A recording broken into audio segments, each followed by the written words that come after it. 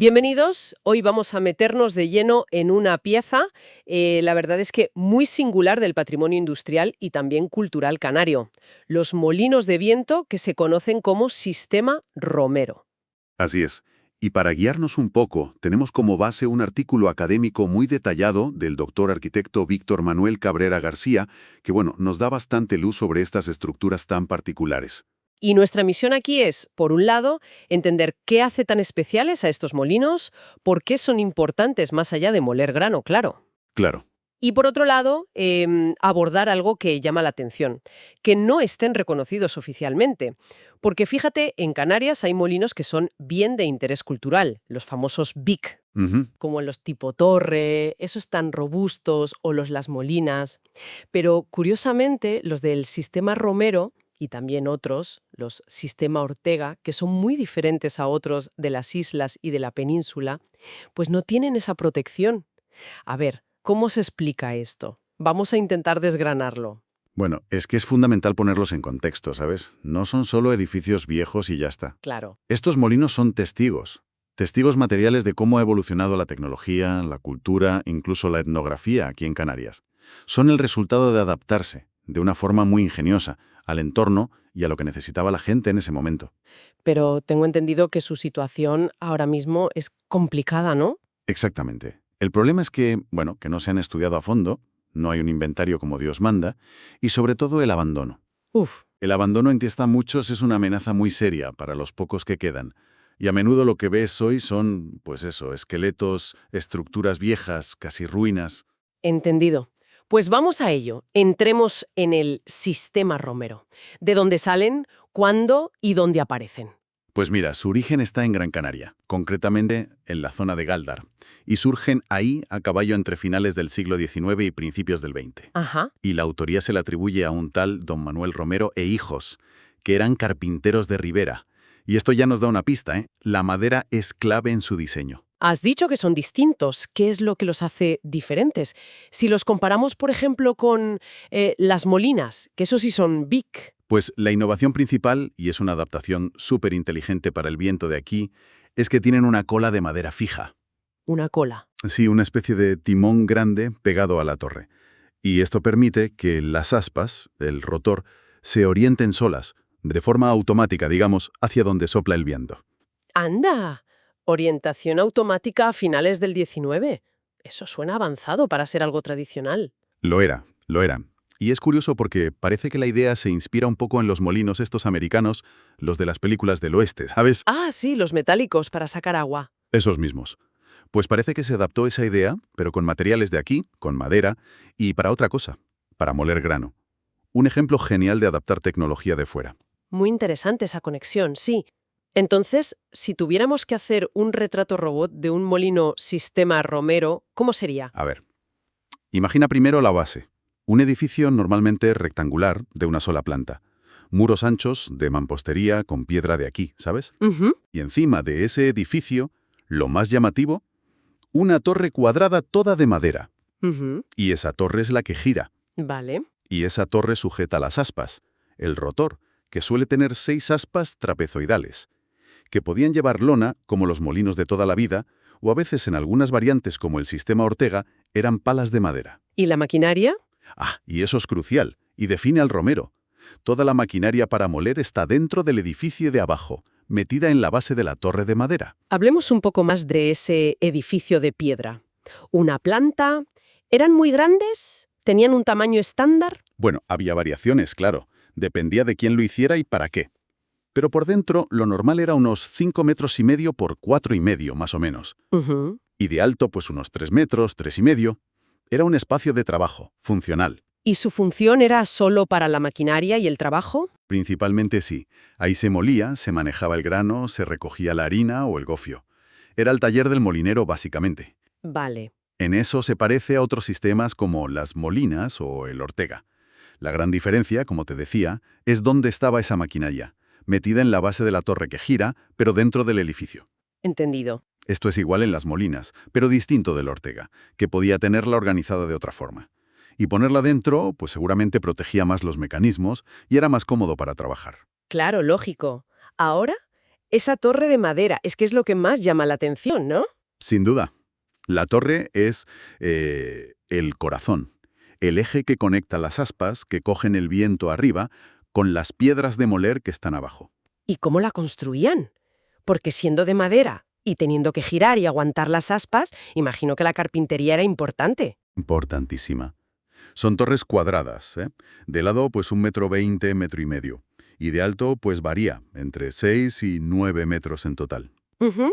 Y la estructura es pura carpintería de armar, muy lista. 4 postes gordos en las esquinas y luego tablones en diagonal para hacerla rígida, Triangulando, ¿sabes? para que aguante bien el viento y el peso. Claro, la triangulación da fuerza. Exacto.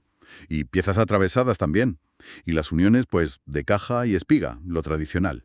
Aunque a veces se ven refuerzos con tornillos de metal, quizás de reparaciones posteriores. Mencionaste antes que una parte queda fuera y otra dentro. ¿Cómo es eso? Sí, exacto. Tiene como dos partes. Una sección de unos 3,5 m a 4,5 m sale por encima del techo del edificio. Ahí es donde van las aspas. Vale. Y la otra parte de 3 a 4,5 m también baja hacia dentro del edificio. Y ahí, en la base, está la maquinaria. ¿Y cómo hacían para que no entrara agua por el hueco del techo al girar la torre? Buena pregunta. Pues el techo del edificio tiene un agujero redondo para que pase la torre. Y para tapar ese hueco y que no lloviera dentro, ponían una pieza de metal, como un cono al revés, un collarín, digamos, alrededor de la torre justo donde atraviesa el techo. Sencillo pero efectivo. Qué bien pensado.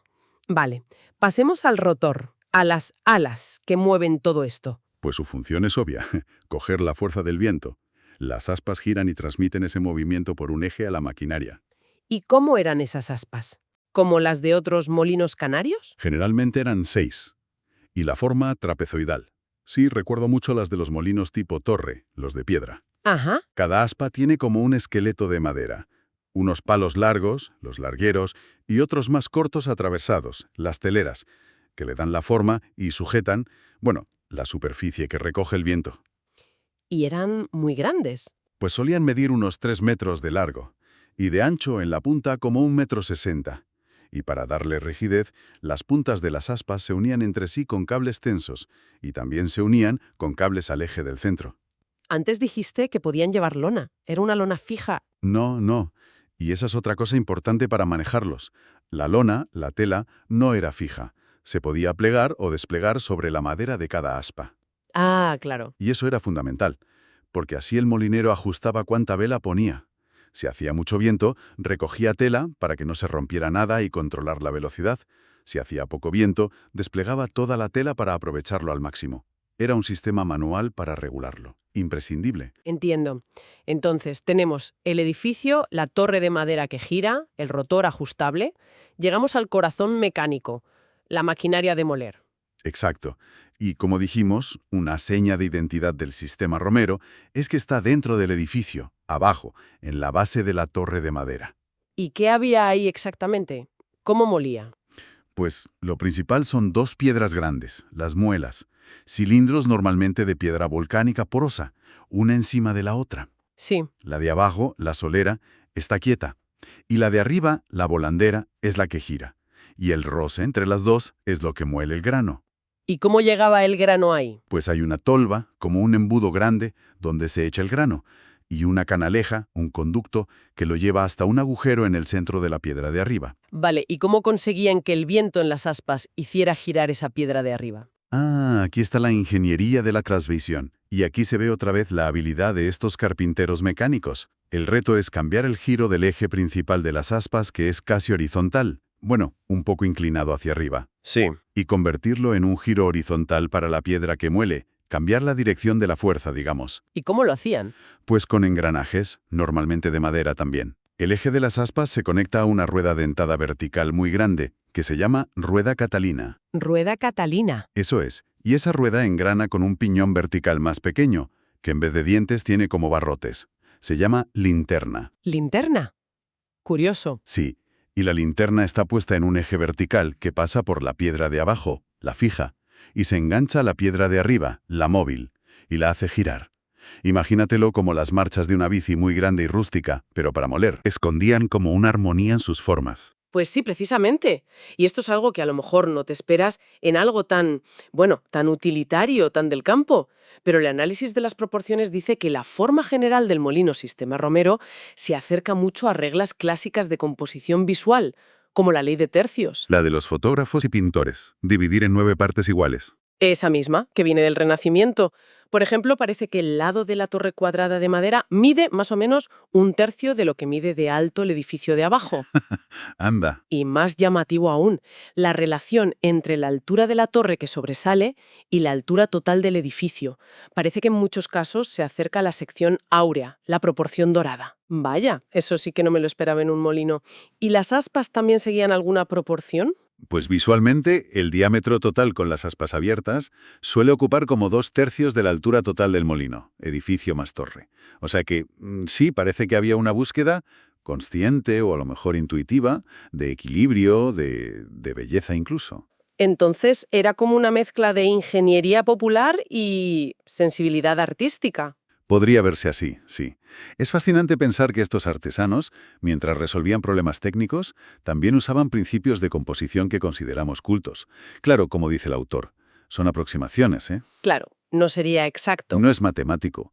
Las tolerancias de la construcción y los materiales influyen, pero esa tendencia a buscar proporciones armónicas está ahí, y le da otro valor más a estos molinos. Hemos desmontado el molino pieza a pieza, casi. Ahora pongámonos en la piel del molinero. ¿Cómo era el día a día? ¿Cómo se ponía en marcha todo esto? Pues era un proceso que necesitaba saber del tiempo y estar observando siempre. Lo primero, orientarlo.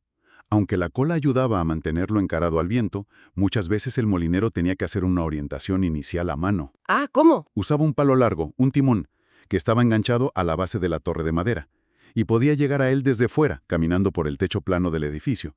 Y con ese palo, pues hacía girar la torre hasta poner las aspas de cara al viento. Una vez orientado, supongo que tocaba preparar las velas, como decías. Exacto. Segundo paso, ajustar las lonas en las aspas. Desplegar más o menos tela según cómo soplará ese día o en ese momento. Y para eso hacía falta experiencia, ¿eh? Para no pasarte de fuerza ni quedarte corto. ¿Y después? ¿Listo para moler? Casi. Desde dentro del edificio, el molinero movía una palanca o algo así para soltar el freno. Normalmente había un freno, una zapata o algo que bloqueaba la rueda catalina para que el molino estuviera parado de forma segura. Ajá. Al soltar ese freno, el mecanismo ya quedaba libre. Y si había viento, Empezaba la magia. O la molienda, mejor dicho. correcto, si había viento suficiente, las aspas empezaban a girar, movían el rotor, este movía la rueda catalina movía la linterna, y la linterna hacía girar el eje vertical que movía la piedra de arriba sobre la de abajo. ¿Y cómo se metía el grano y se recogía lo molido? Pues mientras las piedras giraban, el molinero iba echando el grano, trigo, millo, cebada, lo que fuera, en la tolva. El grano bajaba por la canaleja hasta el centro de la piedra de arriba, al ojo. Vale. Y por la fuerza centrífuga y el roce de las piedras, pues se iba triturando. Y el resultado, la harina o el gofio, salía por los bordes de las piedras y se acumulaba en un círculo de madera que las rodeaba, la balsa. La balsa. Sí. Y desde ahí, por gravedad, caía hacia abajo, a veces por un conducto, y se recogía directamente en sacos. O a veces había una caja de madera donde se acumulaba antes de meterlo en los sacos. Era un proceso continuo, había que estar atento. Bien, creo que tenemos una imagen bastante completa. Hemos visto lo especial que es el sistema Romero, esa cola automática tan ingeniosa, la estructura con la torre de madera girando sobre el edificio, la maquinaria dentro, y hasta esas proporciones armónicas que sorprenden. Ujú. Y hemos entendido cómo funcionaba, gracias al trabajo del molinero. Es una mezcla muy interesante de tradición de aquí y de innovación adaptada. Sin duda, y esto nos lleva a pensar en qué significan. Porque estos molinos son mucho más que máquinas viejas. Son parte importante de la identidad cultural, de Canarias, son un capítulo de su historia tecnológica, un ejemplo del ingenio para usar los recursos naturales, el viento en este caso, con lo que había. Lo que nos devuelve, claro, a la pregunta del principio. Si son tan únicos, tan representativos de esa historia y ese ingenio. Pues eso, ¿por qué no tiene la protección oficial de bien de interés cultural que sí tienen otros tipos de molinos aquí?